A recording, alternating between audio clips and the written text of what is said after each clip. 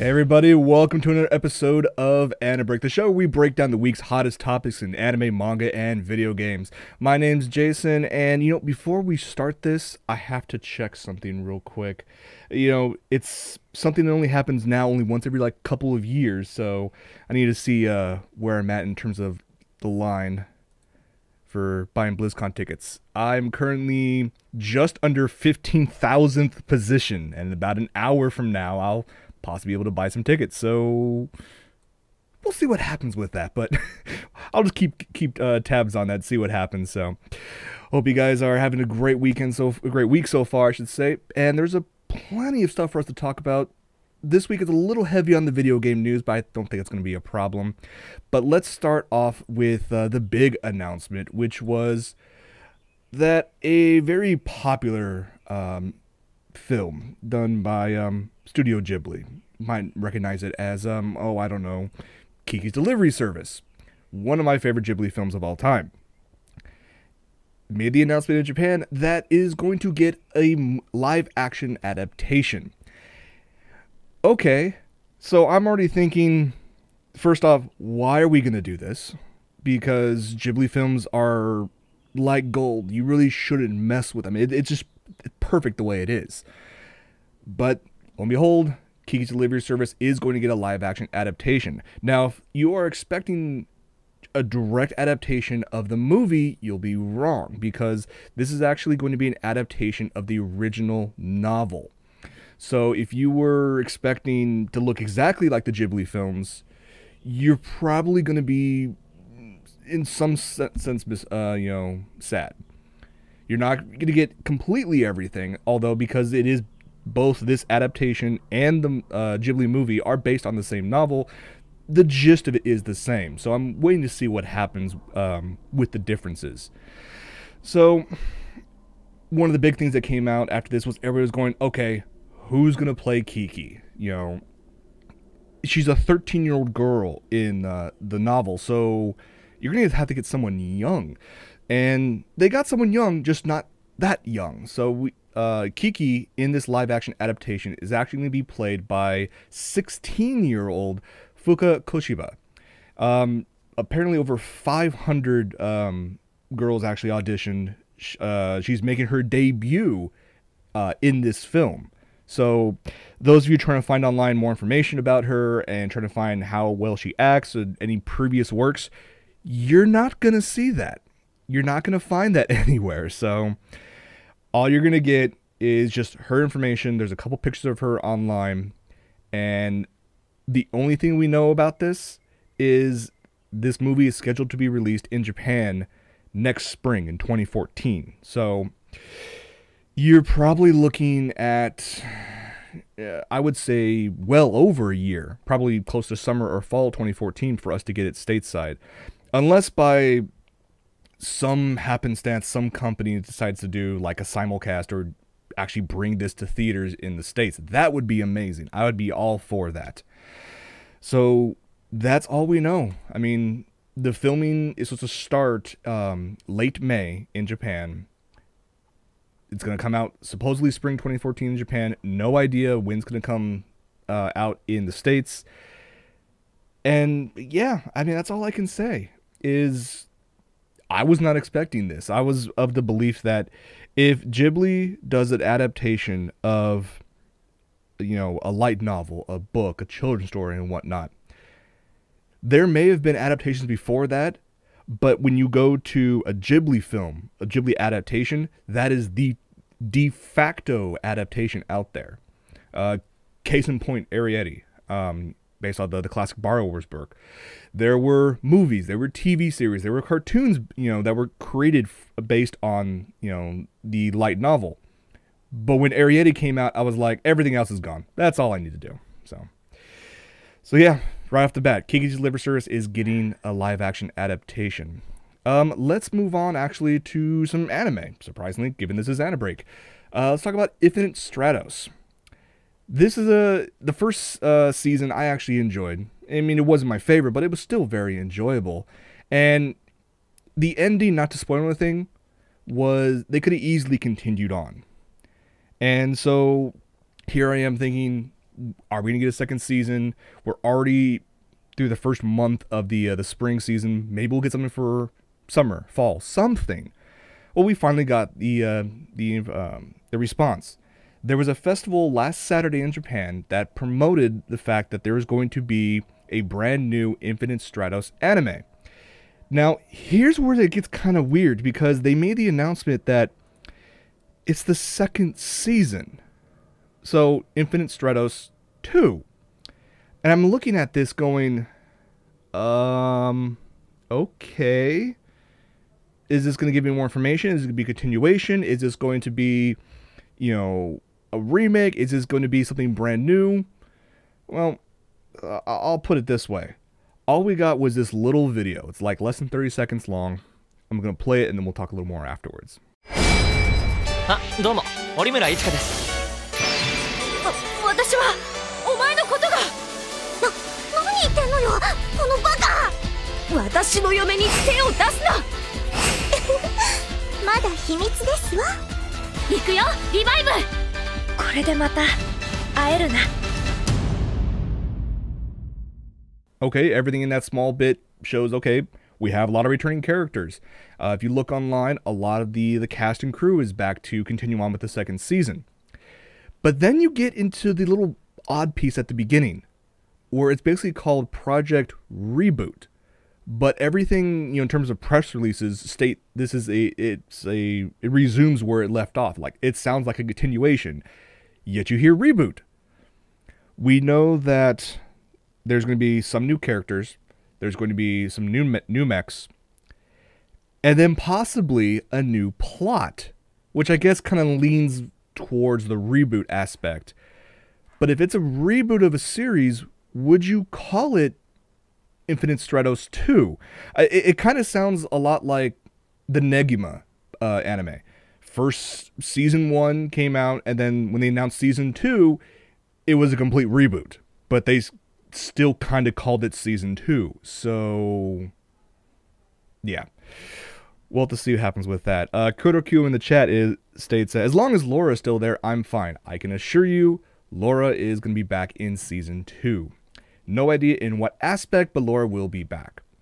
There's also going to be a continuation of the light novels and manga. So if you're a big Infinite Stratos fan, you're going to be very happy near the end of this year. Moving on to something that came, I think, farther out of left field than the live-action Kiki's Delivery Service announcement. Guillermo del Toro has been working on a bunch of different projects here and there. Mainly, he's putting the final touches on Pacific Rim, the giant mecha kaiju battle flick that's going to be hitting stateside pretty soon. Out of the blue, this announcement came online from an entertainment news website called Deadline, that Del Toro is going to be supposedly partnering with HBO to create a new series based on the very, very awesome monster manga. Okay, this, who knows? The fact that you have Del Toro, who's done some pretty far out stuff, like, I don't know if you guys remember Pan's Labyrinth, that was kind of trippy. And then you take some of the crazy stuff that happened in Monster. The manga's fantastic. And then you give it a budget and to be able to go as far as they want, given that it's going to be on HBO, this could be a win-win situation. I have no idea what to expect if it's going to even get that far. For those of you who've never read the manga before, I mean, it's basically a thriller. It follows about a worldwide search by a young doctor for the most evil sociopath that has ever lived. Now, you have this character who's a 12-year-old boy, and the doctor's decision to save his life has unwittingly unleashed a Pandora's box that leaves the doc battling to stop a plot of mass genocide. This sounds like something that could possibly be aired on HBO. Will it ever receive the same level of popularity as, say, Game of Thrones? Probably not. Would it be awesome if it did? Oh, hell yeah, it is. So, given that, like I said, Del Toro does some crazy stuff in the past, I think he's the perfect director for something like this. Initially, this was going to be a movie. Then it was going to be a movie two-parter. And then in talking with the original creator back in Japan, they actually got the green light to create this series. So, I don't know. We're not going to probably see anything about this till, I would say, 2015. Because Del Toro still has a couple other projects that he's, contractually obliged to handle before he even attempts to start working on this. But the fact to see that this is possibly in the pipeline is kind of cool. I look forward to see what happens with it. Who knows? Maybe this is... It could be good. I'm just hoping it does not turn out to be something like, oh, I don't know, Dragon Ball Evolution. Never again. Some sad news real quick. It was kind of on the back burner. Not many people knew about it. Square Enix was actually hosting its own e-manga service. So if you had an account with them and you went online or you used your iPad or your Android device, you can actually go to their manga store, download some of their titles. And they had a bunch of different titles. They also had, Full Metal Alchemist, Black Butler, Opart's Hunter, Record of a Fallen Vampire, a bunch of different titles. Unfortunately, Square Enix has made the announcement that almost literally a month from now, on May 23rd, they're going to shut the store. Now, if you actually have an account and you've actually downloaded and purchased manga from this e-store, you'll still be able to access it and read those. You just will not be able to order any more after May 23rd. So, kind of sad. Given the fact that Square Enix lost an exorbitant amount of money last year due to Final Fantasy XIV, it's no surprise that some of their smaller productions had to be shuttered in order to try to help the company as a whole. So it is sad to hear that, but if you, like I said, the silver lining is if you've actually ordered stuff on the e-manga store, you can at least still have access to it even after the store is closed May 23rd. So there is that. All right. Let's talk about Anime Mirai. I remember talking about this a few times over the course of the past month. Every year, it's an event, where major animation companies actually get money from the government to create, anime works. Could be anime short, maybe a movie, maybe a small, OVA or series. Essentially, this is designed to train young animators on the job, to try to get the next generation up and going. And we've talked a little bit about some of the companies like Madhouse. They have a few they have come out for the 2013 project. But Studio Trigger, they worked on a short OVA. It's like 30 minutes long, called Little Witch Academia. And I was looking forward to this because it sounds cute. It sounds like a cute little plot. But the best thing about it, because this is a whole thing, paid for by the government and whatnot, Studio Trigger is actually streaming this online for free, and as you can see, with English subs. It is very cute. It's something that I hope that Studio Trigger will eventually turn into a series. It's that cute. I actually enjoy it. You can find the link on their website. You can also go to Anime News Network and Crunchyroll, and they'll all have links to the YouTube page for it. But it's 26 minutes long. It's a fun little ditty about witches in training. It is what it is, and I actually enjoy it. I think you guys would enjoy it as well. So if you have some time after this show tonight, go check it out. You can find it easily online. I'm hoping that the other companies who are providing content for Anime Mirai 2013 will actually do the same as Studio Trigger and allow it to be online with English subs for fans in the States can actually enjoy it without having to resort to other methods. We'll leave it at that. Okay. Yeah, I'm going to jump into this. Sentai Filmworks. They rose out of the rubble of ADV Films back in the day, and I really enjoyed what ADV did for the anime industry and for the community. And when ADV split, Sentai Filmworks was part of that. There was also Section 23 and a couple other companies that became out of the dissolution. But Sentai seems to be trying to get the glory that ADV used to have back in the day. Because ADV used to have all the great titles, all the amazing titles, a wide selection of series crossing multiple genres. They had everything you could want. And it seems like Sentai Filmworks has been pretty busy for the past few months. And especially since this past like 4 or 5 days, they decided to make the announcement that, oh, we're going to release the license for, I think, like 8 different series right up, one after the other.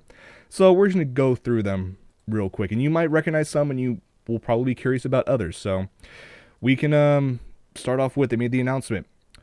Uta no Prince Sama. They got season 1 and 2. It's, well, if you put 2 seasons together, it is 26 episodes long. If you're a fan of Moe, you're probably not going to like this one. This is more for the ladies out there. They'll probably enjoy this. They have seasons 1 and 2 out there. They also picked up, which we talked about on the show, Samurai Bride, which was this sequel to Samurai Girls. It has great action sequences, pretty funny dialogue. It does not take itself that serious. It's one of those series that you can enjoy without trying to have to think that hard. I think one of the best aspects of this series is, yes, they do a bunch of fan service, but when it comes to the time when they have to censor something, instead of using the god-awful steam or rays of light or just, heaven forbid, the black box, they use ink blots. It kind of adds a very comedic aspect to the whole bit, so I think you guys would enjoy that. What else did they pick up? Yes, the lighthearted comedy Yu Yu Shiki. This is a 13-episode series. You can actually watch this on Crunchyroll. In fact, you can watch many of these on Crunchyroll right now. This one is basically 3 girls. They have a computer club and slice of life. I mean, there's nothing much more than that. It's enjoyable. I would say in the same idea as Lucky Star, just not as out there. Another one they picked up is actually Crime of the Severing Edge. This one is currently in my top 3 in terms of for this season of anime. I think I probably put this as 3. It started off kind of odd. High school boy with an obsession with cutting girls' hair comes across a girl who has magical hair that cannot be cut by any normal scissors, and then you get into this whole underground of magic, or like I should say dark magic, and hunters and killers and magical scissors, and it's dark, but it has a very odd twist to it. I think you guys would enjoy it. And another lighthearted series they picked up, Heneko, or the Hentai Prince and the Stony Cat. We've talked about this a few times, stating that you have this boy who, in dealing with this Stony Cat god, or this figure of a cat god, all of a sudden he has no more inner monologue. So everything he states, especially because he has a pretty hefty libido, is just said, right out there. And of course that gets into problems. It's a very cute series. It's enjoyable. It's a lot better than other series like that in the same genre. So you guys can check this out on Crunchyroll. I've only seen a trailer for this next one. It looks cool. I need to watch it. I'll have to check it out. They actually picked up the license for Devil Survivor 2, the animation. Like I said, I don't have too much information about this one. I've only seen the trailer, and the trailer looks epic. I'm hoping that it goes the same path as like the trailers did for Attack on Titan, where it was an epic trailer, and so far the series has lived up to the hype. I'm hoping this one does the same. The biggest one they announced, which I think was just yesterday, kind of blew me away, because I was not expecting to hear an announcement for this movie till like summer or the end of the year, and especially not from Sentai Filmworks, which I give them props on this. They actually announced they were able to pick up The Garden of Words. That's actually, excuse me, this is Makoto Shinkai's latest work. And if you like his work before, Children Who Chase Lost Voices, Place Promise in Our Early Days, 5 centers per second, it goes on and on and on. This one is supposed to, aside from being just visually gorgeous, which every single movie he's done is, This was to be talking about the true meaning of the Japanese word of love. So we'll see what happens with it. There is one I forgot to make an ad for, or an image for, but they also picked up the incredibly, I wouldn't say disturbing, but still pretty dark and epic, Flowers of Evil. Now, the reason why I'm picking all of these, or talking about all of these, you can see most of these on streaming sites, mostly on Crunchyroll. But with these acquisitions, with these licenses, you're going to be expecting a DVD and or Blu-ray version coming quite soon, like within this year. I'm looking forward to that so much. They're going to make me lose so much money. They're going to make me spend all my money. But it's going to be so worth it, especially for Garden of Words, and especially for Flowers of Evil. I will pre-order that day and date that is announced, because that, you need to go watch it. You guys really do need to watch it. I can't stress that enough. So, you can check out more information at sentai-filmworks.com. You can check out, like I said, most of these series are on Crunchyroll, if not all of them. And yeah, massive props to Sentai for picking all of these up. I'm hoping they're starting to regain that glory that ADV had back in the day, and who knows, maybe this could be a semi-resurrection. They can pick up some really great titles. I mean, yes, Funimation's picking up some really big titles, but they're the big dog right now, so that's kind of to be expected. All right, moving on. You guys might remember I was talking about a Nintendo 3DS game that got the iOS treatment for iPad and iPhone called Liberation Maiden. It's a collaboration between Goichi Suda. You might most recognize him as Suda51. He puts out some trippy games, I'll just state that. And combined with, I think it was Production IG that did some of the animation for the intro. And they put together this great game. I have it on my iPad. It's a hell of a lot of fun. You can get it for, I think, like $3 or $4 right now on the App Store.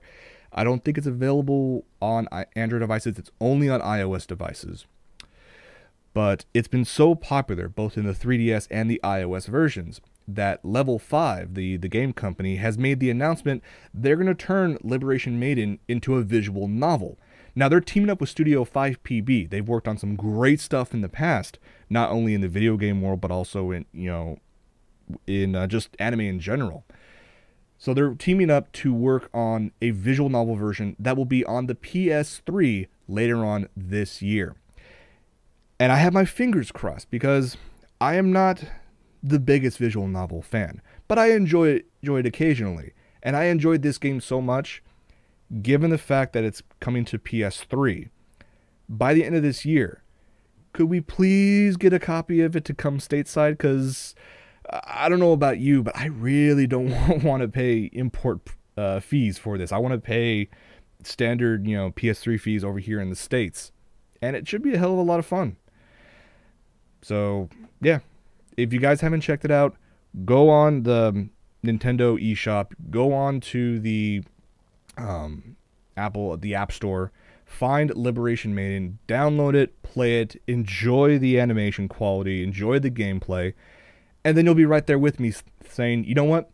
We got to get this game. It has to come stateside. Hope it happens. So, I mean, it's Level 5 and Studio 5PB. That's a winning combination. Speaking of App Store games, let's talk about a series that is highly addictive, and I'm kind of, I can't even say I'm embarrassed. I actually truly enjoy this series of games, even the anime series that was adapted for it. I'm talking about Idolmaster. I really enjoyed it.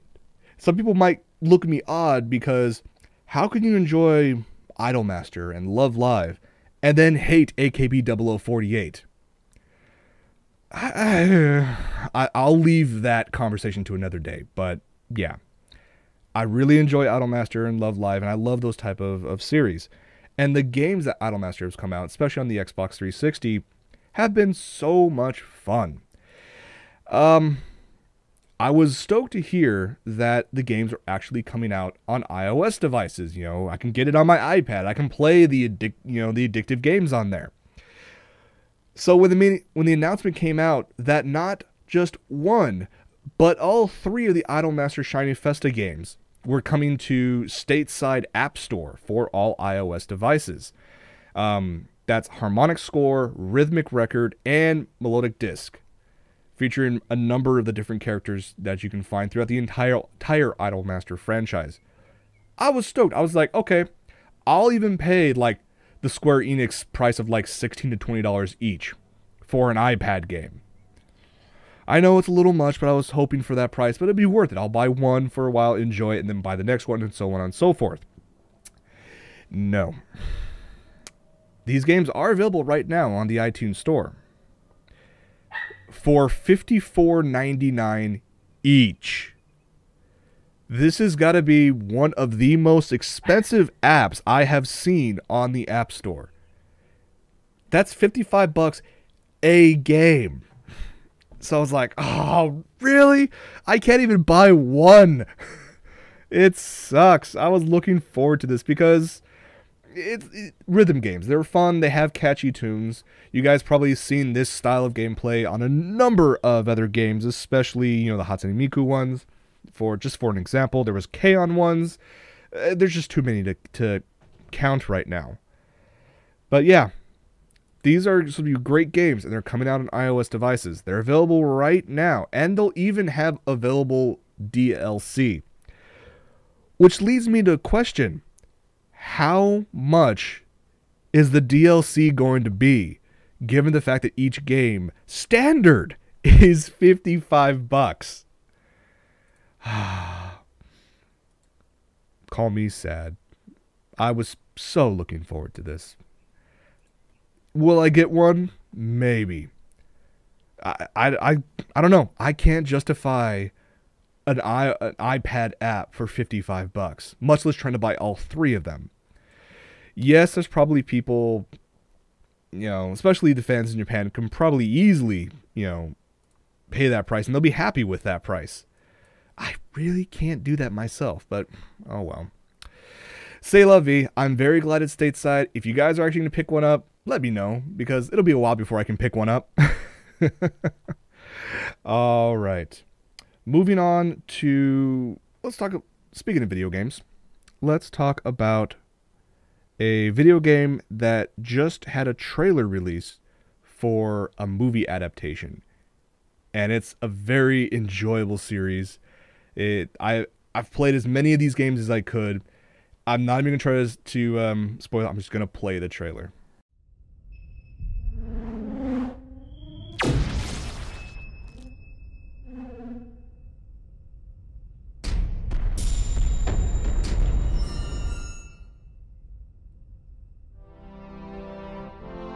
Space, a wondrous realm where heroes are forged, a place of peril and adventure, and I can't do this. Okay, cut. Sure you can, Quark. Just sound out the big words, like you practiced. It's not that. Look, our first feature film, and there's nothing here. Where's the eye-popping 3D? The CG explosion? Where's the dubstep? Apologies, Captain. Everyone is out making the Ratchet and Clank movie. And they can't spend a few more hours getting us a bit of pizzazz? How lazy are they? Whoa, hold on. You don't want to anger such a talented team of animators. Oh, please. What'll they do? Stop animating? Don't look! Quark, there are kids here. Oh, real mature guys. Oh!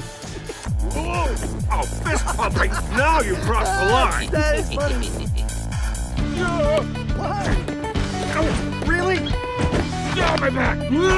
Perhaps you should just apologize. Fine. I'm sorry. I'm sorry. Sheesh. Oh, that's more like it. Now, how about one of those epic logos? That's the stuff. See, when two adversaries set aside their petty squabbles, they can... I'm calling my agent. Never mess with the animators.